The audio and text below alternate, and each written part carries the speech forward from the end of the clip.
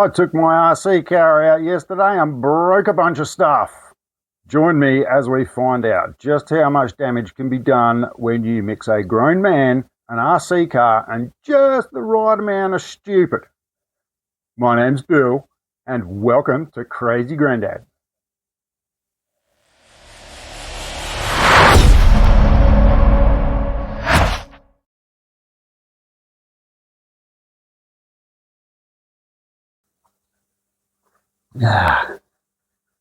So what do you like? There is nothing quite like a decent cup of coffee. Me and a mate of mine thought we'd catch up and take our buggies out for a bit of a cheeky blat in the dirt. Met up at a local BMX track. They put together by the kids, you know, just on the side of the road there. I actually really wanted to get some nice footage of this thing running around, but truth of the matter is I managed to break it before that happened, which sucks. So I thought we'd maybe take her in, get her on the healing bench and see what horrors lie within. I haven't even taken the body off this yet, so we're going to find out together. Oh well, let's go have a look. Okie dokie. Let's see what's going on. First things first, introductions. This is my Frankenstein. There are bits of everything on this. It started out life, believe it or not, as a Remo Hobby Evo R truggy. Obviously it doesn't look like that now. Let's get our petticoats off and have a look, see what's going on here. I'm hoping I'm not going to get any nasty surprises, because that would suck. Alright, kicking off with the body. Some people may recognise this body. You may recognise it a bit more if it was that way around. This is actually a Levante body.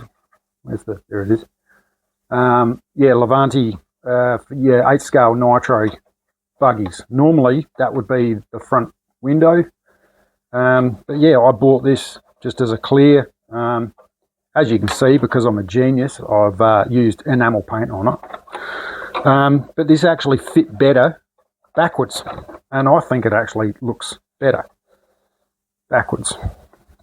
So that's just me. So there you go. Don't think that you know, things have to go a certain way. If something looks like it might fit differently, bloody give it a whirl, give it a try. So yeah, it's only a cheap body, but I think I might be coming up due for a new one soon. Anyway, all right.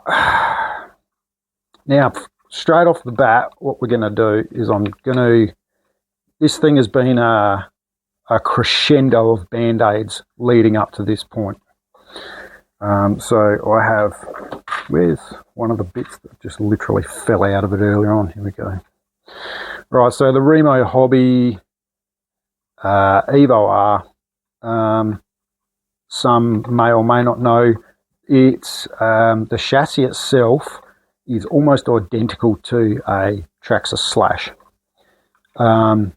So the chassis itself is really good, excellent, like really tough, strong chassis. Bit interesting how the front and rear ends mount up to it. They sort of kind of, I'll show you. They don't just bolt on, or they half under, half over. So you've got sort of like this subframe thing underneath.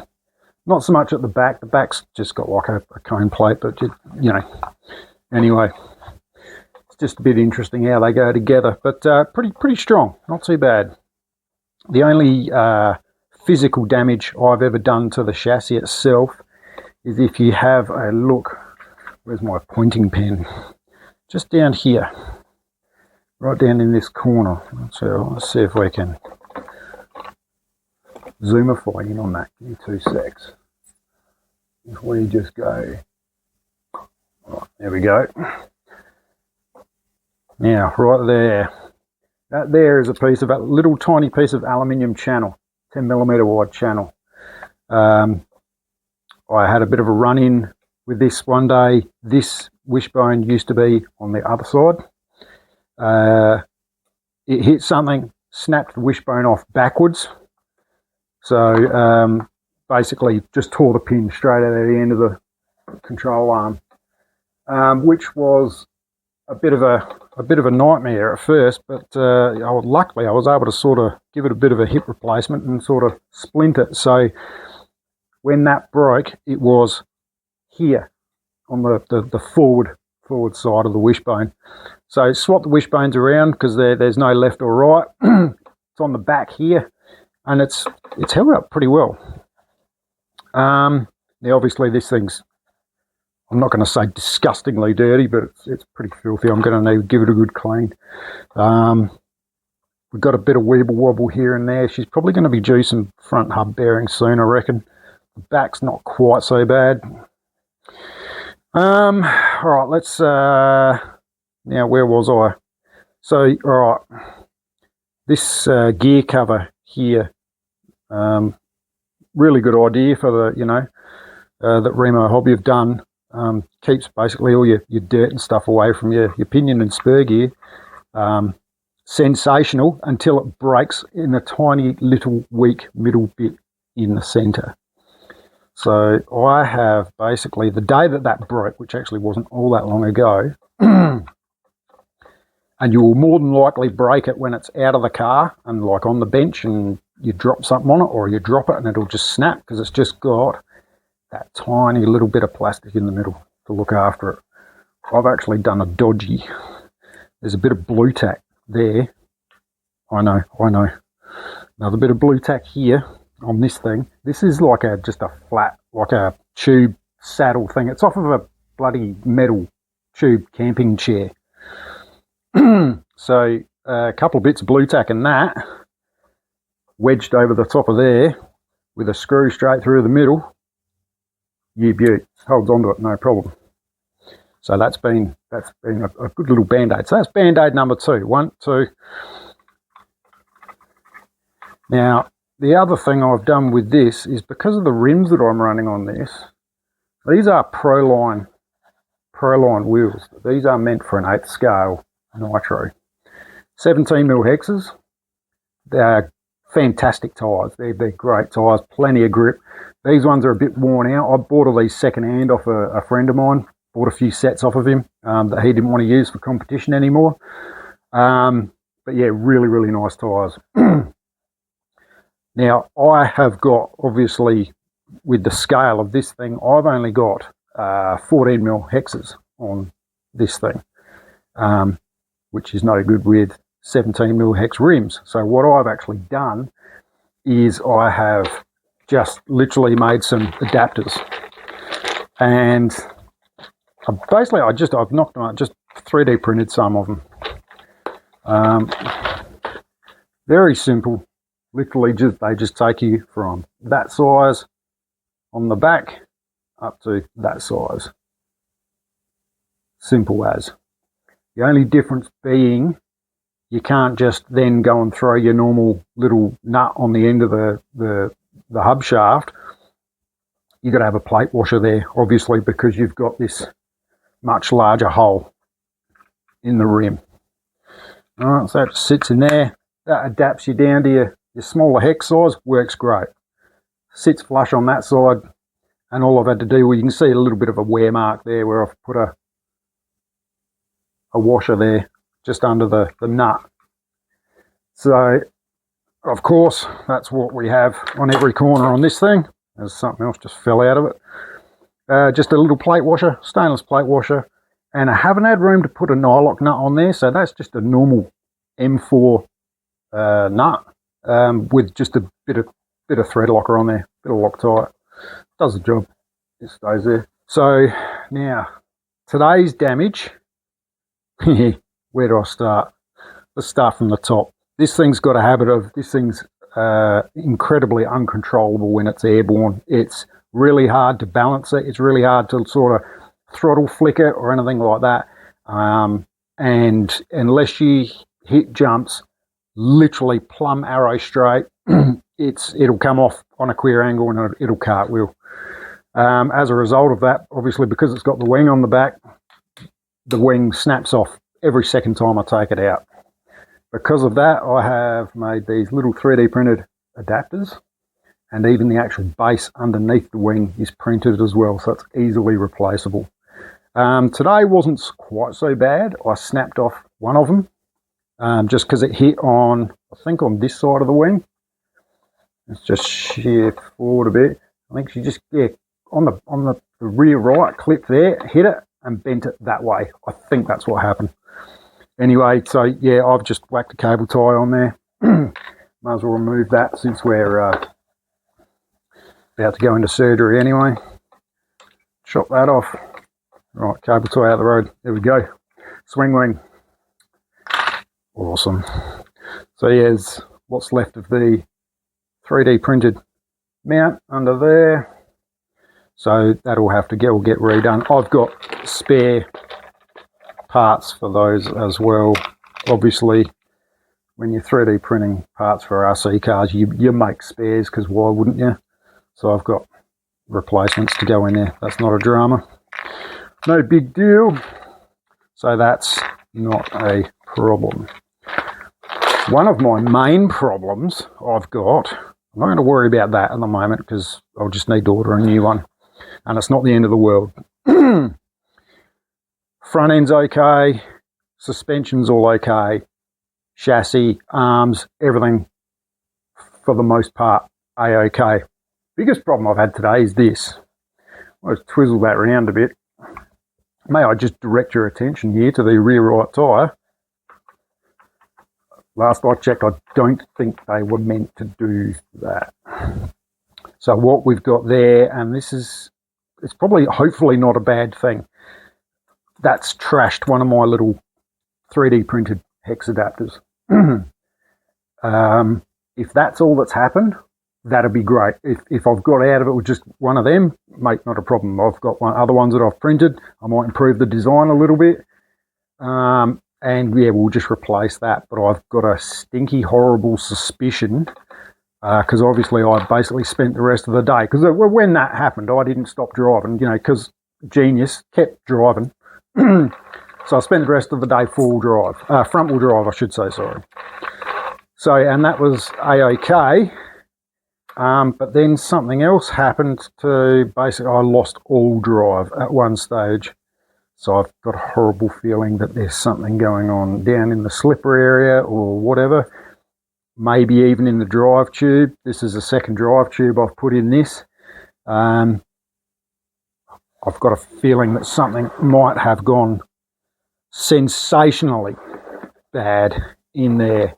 These particular trucks, unless you set up your end stops properly on the steering, you will get problems down the front here, down near the steering servo. In that, basically what happens, this is an old drive tube, and I'm surprised this is still in one piece. When I actually bought this, this was the drive tube that was in it. And that is the front end. So they're splined on the inside, 7-point spline. So there's no center diff, just a drive tube. That is just from rubbing on the steering linkage underneath the front end at full lock, because the previous owner didn't have their end stops backed off a little bit. So what we have underneath is, if we have a look under here, the one I've replaced is the red one there. So your drive tube would come through like so, exactly there. And you can see, if you look at that little linkage, things get real snug real quick. If I come in close, you can see just how close that all sits. I think that's actually sitting against that there. So yeah, these particular trucks, and I believe the Traxxas Slash are set up the same way. I've got a feeling they are. End stops on the steering, very, very important. Otherwise, you are going to be buying these things in packs of 10, trust me. Moving right along. So, yeah, I'm not quite sure what to do there, because I haven't got any other spares. If that drive tube is munged out, I don't know, I might have put this back in, maybe build it up a bit or something like that. Last time when I ordered this one, it did take a while to get here, and I'm a very impatient person. Anyway, so hopefully that's the extent of our damage. Hopefully we maybe just something in there, sort this out, sort that out. Yeah, I did do a couple of things last night before I took this out today. I did used to have just a Tower Pro steering servo on here, just like a normal everyday servo. Unfortunately, the problem I had with the Tower Pro was it had a little bit of lash in the gears. And when I say lash, this is the servo that was in it. You hear that?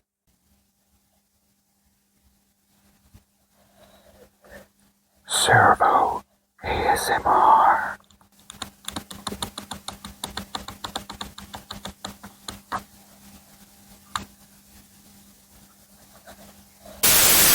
So that little click, click, click relates to this doing that down the road when you're trying to drive it, which was not cool. So I've now got I think it's a 25 kilo SPT. Is I had it laying around. It's massive overkill, but it's a really good, decent servo. SPT, zero lash in the gears. It's fantastic. So, and before all this happened, it was driving beautifully, straight as an arrow. Awesome. Apart from that, this thing's primarily stock. When you buy one of these Evo R's, they come with the anodized, fully adjustable alloy shocks. For some reason, they come out of the factory with the anodized alloy rear shock tower and the plastic front tower. Not sure why that is. It doesn't faze me. It works, it does its job, does its thing. This is the stock motor. The previous owner did put a heatsink on it just to get some of the heat out of it. Stock RC. This RC is completely unmarked, so I'm tempted. I'd have to look up and see what brand it would be. But it's actually it's pretty tough. Like I know it's only 60 amp. Yeah, it's great. It's whatever brand it is. I wish I could buy more of them. So far I haven't had to replace that. So yeah, primarily what you're seeing here is what these come out of the box with. The only thing I have changed is when I bought this, it still had like the standard radio gear with it. It's not Dumbo RC. It's another, like a no-name brand transmitter that comes with them. Wasn't fond of it. Not very nice to use. The range wasn't that crash hot. I've got a FlySky GT3B, so yeah, I've got a little FlySky 3-channel receiver in here, and it's ace, heaps better. So I suppose we will. I'll start peeling some layers off of this. We'll see what's going on with it, and see what kind of gory little surprises we've got going on in the rear end here. Hopefully it's not too bad. Fingers crossed. Wish me luck. Okay, trippers and kippers, that was last night, therefore today is tomorrow. Shut up, I know what I mean. Last night, took this outside, gave it a bath, got all the yuck and guck off of it.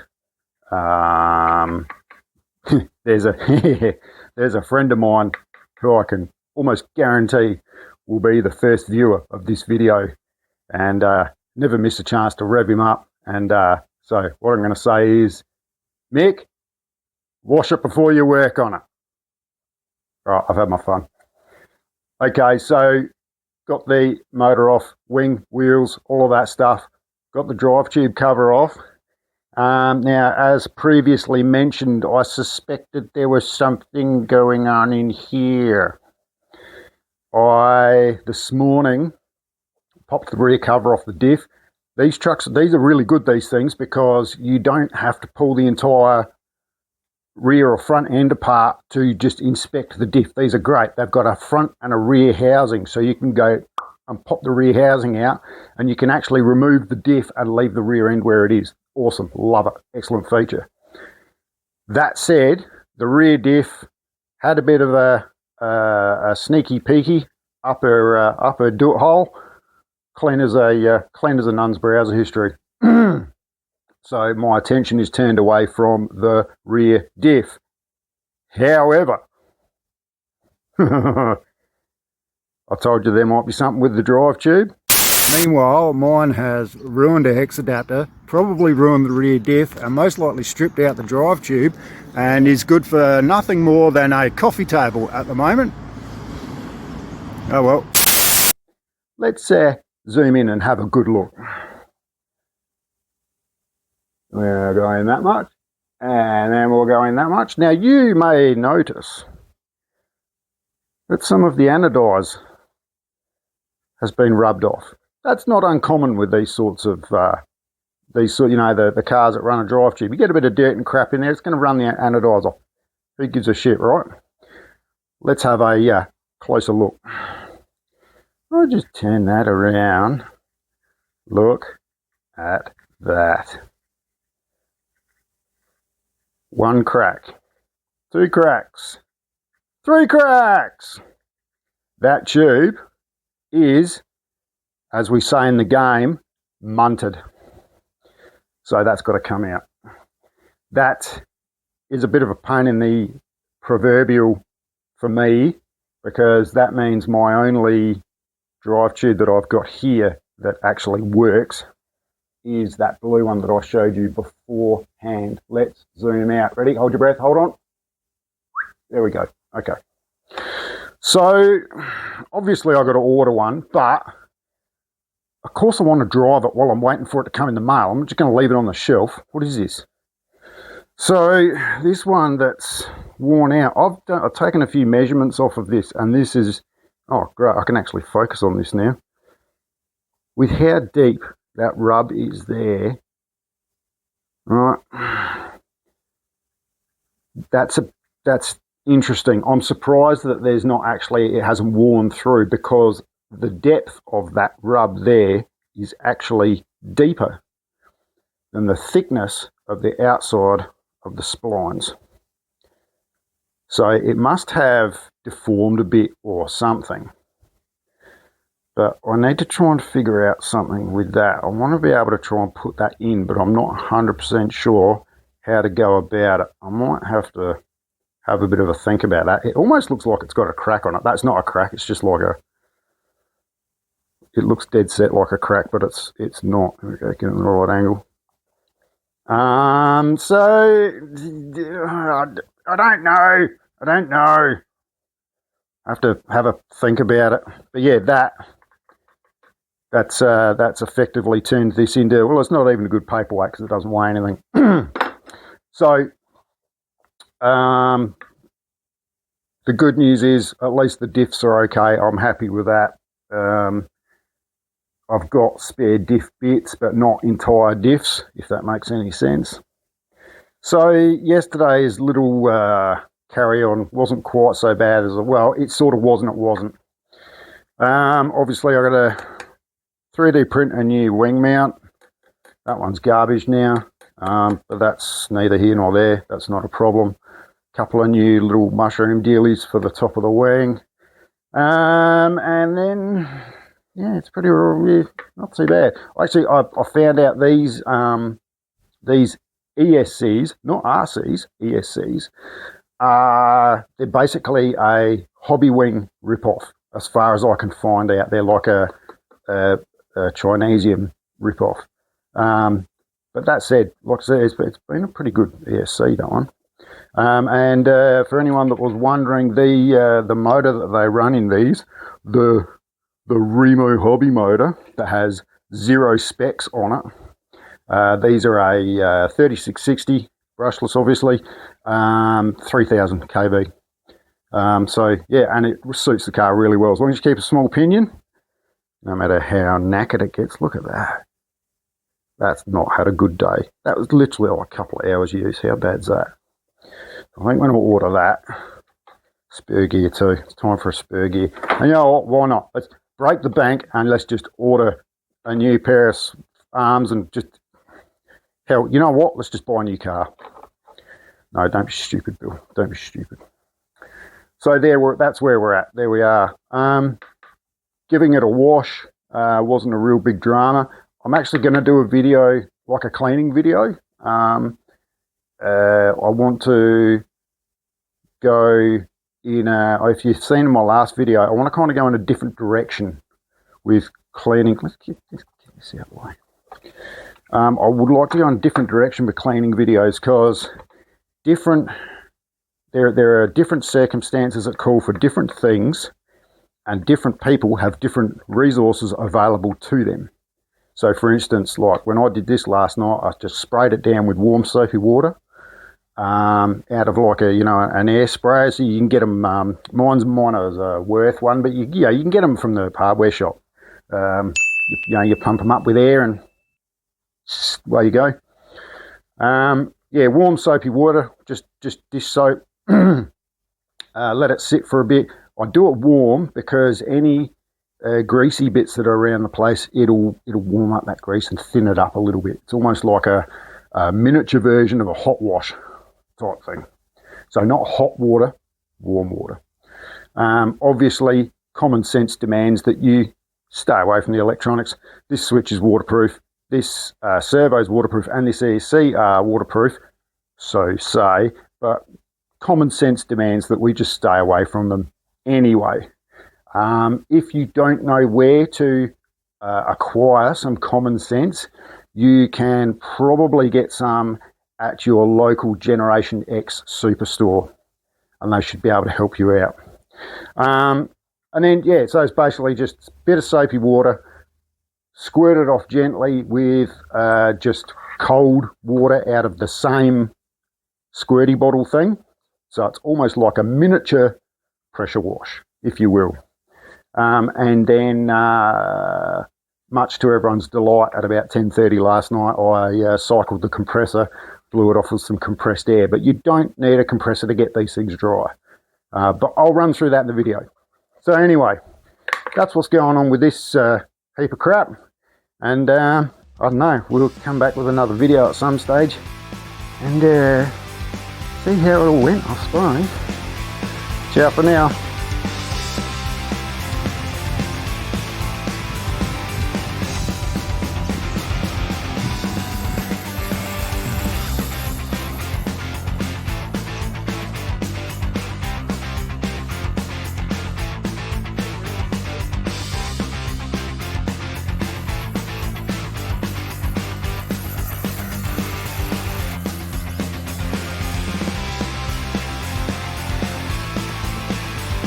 The spicy meat boiler.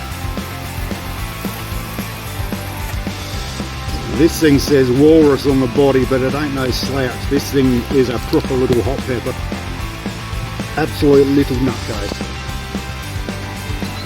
Love it. And for what it is, I think I will happily drive that into the ground. Absolutely. Lots of fun to be had. If that gets trashed, I'm not going to be upset. I will have lots of joy out of that, I think. No. I love how it's a bit bigger than the transmitter. Yeah, it's fucking awesome. I love it.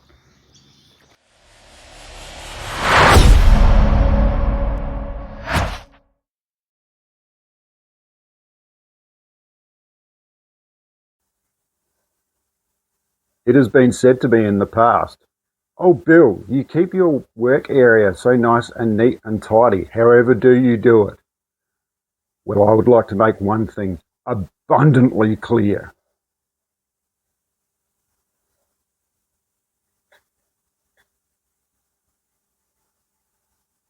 Yes, that's right. Beware the false prophet.